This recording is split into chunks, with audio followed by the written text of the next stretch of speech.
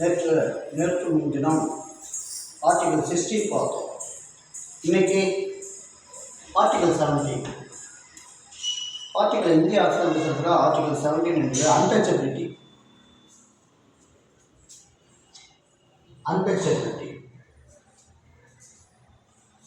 Article is 17 fundamental rights and article 4 part 3. இதில் அன்டச்சபிலிட்டினா என்ன? தீண்டாமை. இதெல்லாம் தீண்டாமை. ஜாதி ரீதியாக தீண்டாமை, மத ரீதியாக தீண்டாமை மற்றும் சமூக ரீதியாக சில சட்டத்துக்கு வரையறுப்புக்கு உட்பட்ட அனைத்துமே தீண்டாமையாக இருந்தது. ஒன்றை கட்டால் எனக்கு தீட்டு ஜாதி மட்டும் ஒரு தீண்டாமையாக பார்க்க முடியாது. சைவ ரீதியாகவும் சப்ஸ்டிடியூஷன் விற்று நேரடியாகவும் உக்கிடையாகவும் வெளிப்படையாகவும் ஒரு செயலை பார்த்தால் ஒரு நபரை அன்டச்சபிலிட்டியாக கருதினால் இது தீண்டாமையாகும். அதுதான் அப்போ என்ன வரையறை கொடுக்குறாங்கன்னா, abolish the practice of the untouchability, ensure equality and human dignity, eliminate caste-based discrimination, protect members of the scheduled caste and others vulnerable groups from social exclusion, promote social justice and fraternity, nature of the article. இது எல்லாம் அழிச்சாலும் ஒருவரை தீண்டுவதை தவிர்ப்பது மட்டும் தீண்டாமை இல்லை. ஒரு மலைஜாதிக்காரன் அல்லது schedule cost மக்கள் தயாரிக்கும் பொருளை தொட்ட பொருளை எடுப்பது கூட தீண்டாமை என்று தெரிந்தால் அது தீண்டாமை. அதுதான் ஆர்டிகல் 17 சொல்லுது. அன்டச்சபிலிட்டி தீண்டாமை இதெல்லாம் வரையறுக்கிறாங்க, இதெல்லாம் அழிப்புன்னு சொல்றேன். Absolute fundamental rights enforceable against the both state of the private individuals. தனிப்பட்ட ரீதியாகவும் தீண்டாமை என்பது ஒரு பெருங்குற்றம். அதனை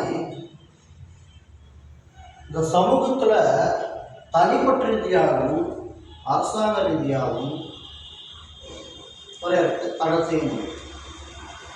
தடை செய்யலாம். அரச ரீதியாகவும் தனிப்பட்ட ரீதியாகவும் ஒரு தனிப்பட்ட நபரின் காரணமாகவும் ஒருவரை பாகுபட்டால் தீண்டாமை என கருதினால் அது தீண்டாமையாகும். சரி, essential imprints of the article 17 என்ன சொல்றது? Untouchability is abolished.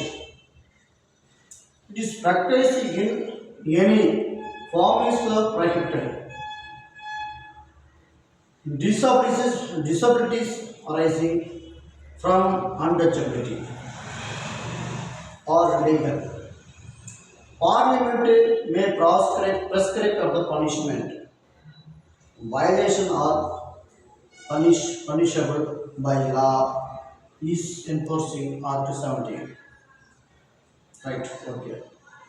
Article Protection of Civil Rights Act 1955. The denying entry into the temple, denying access to the public place,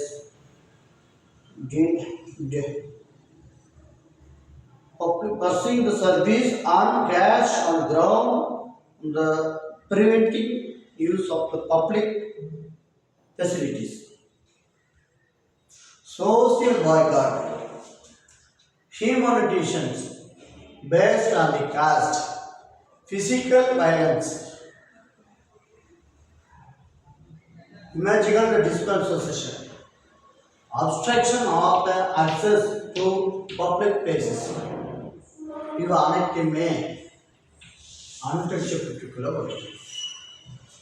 அன்டச்சபிலிட்டினா தீண்டாமை ரீதியாக மட்டும் ஒரு உடல் ரீதியாக உடல் ரீதியாக மட்டும் தீண்டாமை என்று சொல்ல முடியாது. பொருள் ரீதியாகவும் உடல் ரீதியாகவும் பிசிக்கல் உடல் ரீதியாகவும் உணர்வு ரீதியாகவும் சைகை ரீதியாகவும் தீண்டாமையை வெளிப்படுத்தினால் அது தீண்டாமை. ஒரு தாழ்த்தப்பட்டவன் ஒரு குளத்தில் தண்ணி அருந்தினால் அது காரணம் சொல்லணும். தாழ்த்தப்பட்டவன் தயாரித்த பொருளை தொட்டால் தீட்டி என்று ஜாதி ரீதியாக தயாரித்த பொருளை தொட்டால் தீட்டி என்று கருதினால் அது தீண்டாமை. ஒரு மலைவாழ் மக்கள் தயாரித்த பொருளை எதிர்ப்பது தொட்ட தீட்டால் என்றால் அதுவும் தீண்டாமை. அந்த தீண்டாமை தான் சொல்றது அன்டச்சபிலிட்டி, தீண்டாமை. அதில்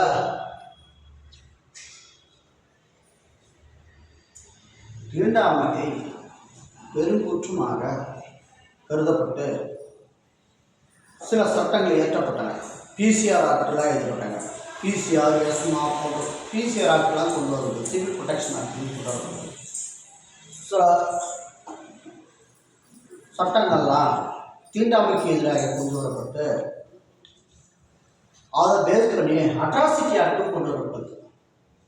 SC ST schedule atrocity act 1989 இந்த ஆக்டெலாம் கொண்டு வரப்பட்டது. இது பேசுபடுத்தி தான் தீண்டாமை ஒருவனை கருதினால் அவன் மனரீதியாக நோக்கப்படி செய்தால் அது தீண்டாமை கொடுமை. அது வன்மையாக தண்டிக்கப்பட வேண்டும் என்பதற்காக செக்ஷன் 19 செக்ஷன் 17 கொடுக்கப்படுகிறது. இந்த தீண்டாமையை மிக அது புக்கில் கூட அடிக்கடி தீண்டாமை என்பது பாவச் செயல், தீண்டாமை என்பது கொடுங்குற்றம், தீண்டாமை என்பது ஒரு மனிதநேயமற்ற செயல் அப்படின்னு புக்கை எதிர்ப்பாங்க. அரசாங்க புக்கில் அப்போலாம் எதிரான இருக்கிறது. அப்போலாம் நான் புக்கில் நான் படிக்கும்போது எழுதிட்டாங்க. அதுதான் இதை பேஸ் பண்ணி தான் எழுதுறது. அன்டச்சபிள்னா தீண்டாமை. அந்த தீண்டாமை தான் ஆர்டிகல் 70. அப்போ எதெல்லாம் தீண்டாமை என்றது பெண்ணை பாகுபாடுபடுத்தி பெண்ணை தொட்டாலும் தீட்டி என்று தெரிஞ்சுட்டோ அதுவும் ஒரு தீண்டாமை. ஒரு மக்கள் வாழ்கின்ற இடத்தில் அங்கே போய் உணவு அருந்தக்கூடாது என்று கருதி அவங்களுக்கு விலகி போயிட்டு வெளிப்படையாக ஒரு செயலை செய்தாலும் அதுவும் தீண்டாமை தான். Constructive with expressed, substitutional with expressed ரீதியாக ஜாதி சைக ரீதியாகவோ வெளிப்படையாகவோ நேரடியாகவோ உட்கிடையாகவோ ஒருவரை பாகுபாடு பார்த்து தீண்டாமை செயலாக கருதினால் அது தீண்டாமை. அதான் ஒரே வழியில் சொல்லலாம். அதுதான் இந்த வழக்கம் சொல்றாங்க. தீண்டாமை அழிக்கப்பட வேண்டும். தீண்டாமை செயலை பார்த்தால் ஒருவரின் அடிப்படை உரிமை பாதிக்கப்படும். அதுதான் இருக்கணும், அபாலிஷ் பண்ணணும் அப்படின்னு சொல்லிட்டு சட்டத்தின் அடிப்படையில் ஆர்டிகல் 70 இந்திய அரசாங்க சட்டத்தில் வச்சாங்க. அதில் அடிப்படையில் சில சபரிமலை போகிற கேஸ் எல்லாம் சொன்னாங்க. இப்போ சபரிமலை கேஸ் இருந்துச்சுல, பெண்கள் சபரிமலைக்கு போகிறது தீட்டு பண்ணணும் போகலாம். கடவுளின் பெயரை சொல்லி தீண்டாமை கொண்டு வருவது அதுவும் ஒரு வகையான தீண்டாமை தான். ஆர்டிகல் அன்டச்சபிலிட்டி, இது ஒரு அன்டச்சபிலிட்டி தான் அப்படின்னு சொல்லிட்டு இந்த வழக்கில் சொல்கிறாங்க. சபரிமலா, கேரளா சபரிமலா கேஸ் தான். இந்தியன் ஜென் lawyers association versus state of Kerala. இந்த வழக்கில் சபரிமலை கேஸை பற்றி இப்போ சொன்னாங்க. இந்த ஒருத்தர் சபரிமலை போய்ட்டு ஒரு லேடி இப்படி இருந்துட்டு சொன்னாங்க. அந்த கேஸ்லாம் தான் இந்த வழக்கு தான். பெண்கள் சபரிமலைக்கு போகக்கூடாது அப்படின்னு சொல்வது தவறு அப்படின்னு இந்த வழக்கில் சொல்லப்பட்டது.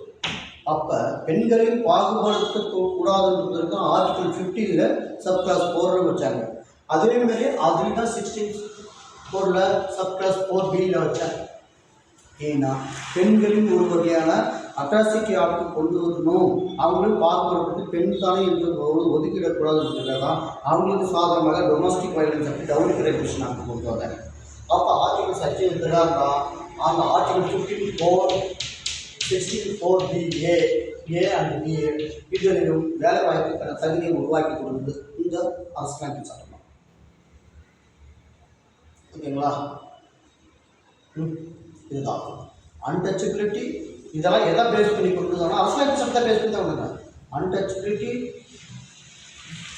Domestic violence act, dowry prohibition act, இது எல்லாமே ஆர்டிகல் 16, 15, 17, 18, 14 இதனை பேஸ் பண்ணி தான் இந்திய அரசியலமைப்பு சட்டம் ஆர்டிகல் 14, 15, 16, 17, 18 பேஸ் பண்ணி தான் இந்த ஆக்டுகளை எலக்ட் பண்ணாங்க.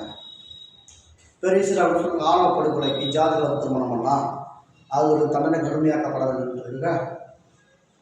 சட்டம் ஏற்றுக்கிறாங்க. பயிற்சியாளர் பார்லிமெண்ட்லையும் சட்டசபையிலும் பேச்சுவார்த்தை நடந்துருக்குது. தீர்மானம் போடலாம், போடாமல் போகலாம், அது அரசியலுடைய செயல். அதனால் இந்த வழக்கில் menace challenge violate the human dignity. Governments must the graduates manual strategy. Rehabilitation of affected the workers is a constitutional obligation following from the Act 17/1821. இது போன்ற வழக்கில் கேரளா வழக்கில் சொல்லப்பட்டுள்ளது. ஆர்டிகல் 17 மிக மிக முக்கியமானது. அதனால் எதுவுமே ஆர்டிகல் 17 பிரகாரம் தீண்டாமை கருதி என கருதப்படும் மனதில் தீண்டாமை என கருதி செயல்படும் ஒவ்வொரு சட்டமும் ஒவ்வொரு மனிதரும் ஒவ்வொரு நபரும் அந்த சட்டம் தீண்டாமையாக கருதப்பட்டால் அதை செல்லாது என்றும், தீண்டாமை என கருதப்படும் சட்டங்களும் தீண்டாமைக்காக எதிராக இருக்கிற மக்களுக்கு அடிப்படையில் பாதிக்கப்பட இருக்கிற எந்த ஒரு சட்டமும் அரசியலமைப்புக்கு உட்பட்டு செயல்படவில்லை என்றால் அந்த சட்டம் செல்லாது. அதுபோல ஒருவனை சராசரி மனிதன் சமமானவர்களை சமமாக மதிக்காமல் ஜாதி ரீதியாகவும் மத ரீதியாகவும் குறித்த ரீதியாகவும் பொருளாதார ரீதியாகவும் சமூக ரீதியாகவும் சோசியல் ரீதியாகவும் டெக்னிக் ரீதியாகவும் கட்டாணி ரீதியாகவும் பொருளாதார ரீதியாகவும் பாகுபடுத்தி தீண்டாமை என்ற செயலை வெளிப்படுத்தினால் அது தீண்டாமை தான். அதுதான் ஆர்டிகல் 17. சரி, அடுத்த ஆர்டிகல் 18. அப்போ டைட்டில், அதுக்கு பேர் பட்டம்னா என்ன? பட்டம் டைட்டில்னா ஜாதி பேர சொல்லி பண்ணியிருக்குன்னா வேணுகவுண்டர், வேணுகோணர் அப்படின்ற ஜாதி வந்து பக்கத்தில் நிக்னேமாக வச்சுக்கணும் இல்லையா, அது அப்படின்றத நாளைக்கு ஆர்டிகல் 18 பார்க்கலாம்.